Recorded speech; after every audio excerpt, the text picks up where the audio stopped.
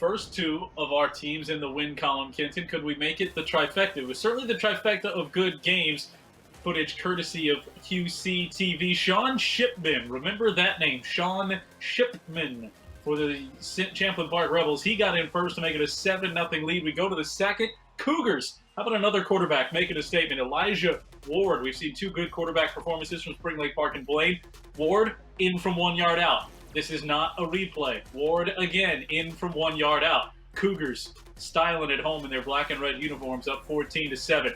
But there's Shipman. I told you to remember him, and this would make you do it. Look at that stride. Burst through the line for 69 yards, and the score, he would have 169 yards total, and spoiler alert, 3 touchdowns. So we'll get to those. But a block punt for the leading tackler in the game, Hayden Sanders. All over it, knocks it out the back of the end zone. Yes, the safety. 2 hands over the head. So it's 16-14, but the Cougars back to it. They go to the ground game. A 5-yard touchdown run for Lance Liu gives Centennial the lead back at 21-16.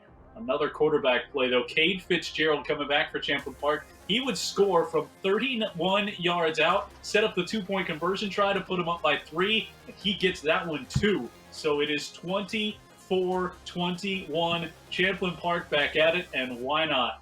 They shipped it to Shipman, and he goes into the end zone from 5 yards out to really put the dagger in, and Champlin Park ends up winning this one 38-21. So they closed it strong, and the Cougars a good showing, but unfortunately coming up short against the tandem of Cade Fitzgerald and Sean Shipman. They both rushed for over 100 yards. Elijah Ward, more than 100 yards combined, a total offense on the ground and through the air. He threw for 2 touchdowns. Lance Liu with the 64 yards and a touchdown as well. 38-21 ends up being the final. Rebels over the Cougars. So the Cougars, unfortunately, will start the season at 0-1.